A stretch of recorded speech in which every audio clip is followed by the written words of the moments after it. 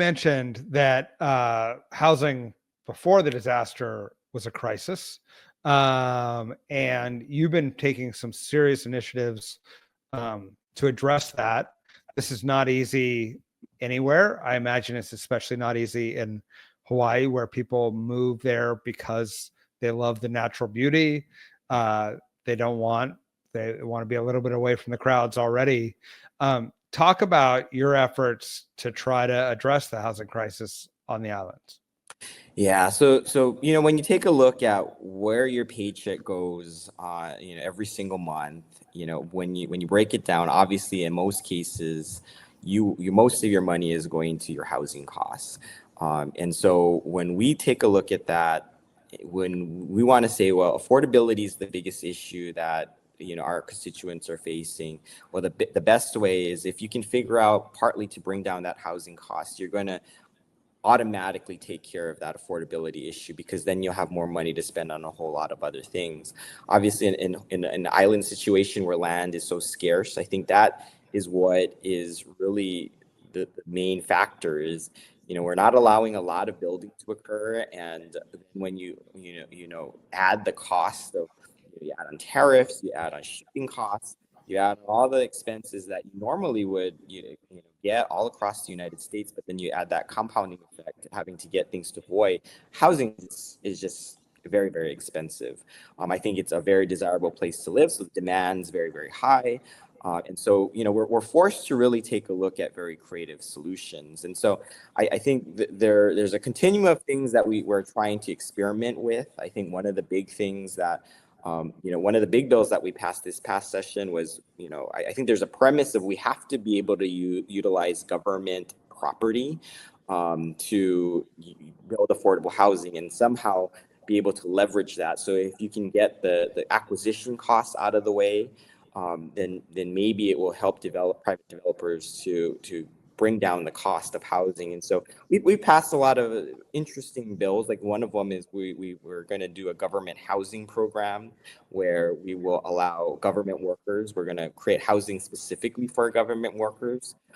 So we're going to see if we can make that work. And so, it'll be incentive, because number one, we really have a hard time recruiting people to work for government these days. And if we can take care of a part of their housing, I think that would be a win for us. So I think we're looking at teachers, we're looking at just rank and file, hard to staff people. And if we can provide housing, I think that would be a very interesting concept to prove.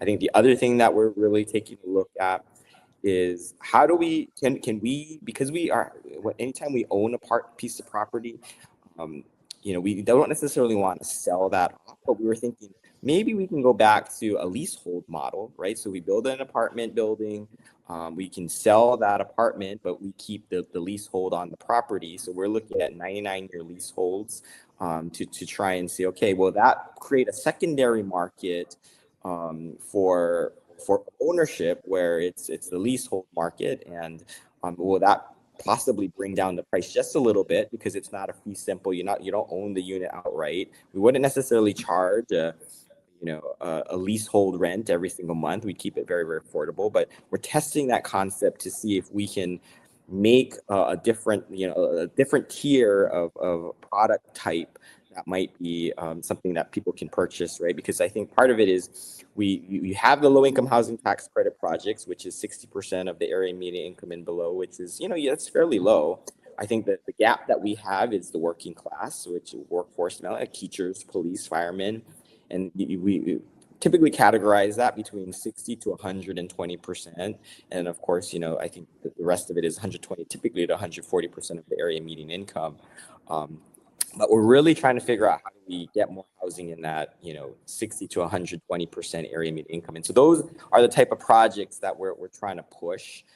Concurrently in Hawaii, we have a very, very unique setup, because we actually have when we became a state, we under the condition of statehood, Congress allows us to discriminate based on race. And so we have a huge system for Native Hawaiian housing, right? And so it's supposed to be reparations for all the things that they went through, during the time of, as things changed throughout Hawaii. And so we actually have a department that builds, if you're 50% Native Hawaiian, we actually will be able to lease you land for 99 years. So we've been pumping a lot of money into that program to make sure that there's enough housing to meet their demand, because at least that will be stay in affordability and perpetuity. And so that's another way we can get people onto houses that they practically own for 99 years. It's a very, very long time. And so that's something that we're taking a look at to see if we can do. The wait list is extremely long. There's a lot of people that qualify, but we haven't been able to keep up. And so we're trying to change that dynamic with them, so that we can at least get those people out of our regular housing stock into that special stock. So I think that I guess the theme here is we're trying to create sub-markets to the regular market to see what will happen. And when we know Hawaiian Homes is a tried and true program. It's just we haven't been doing a good job, but we were trying to create with an open market some sub-markets, and we'll see how that works.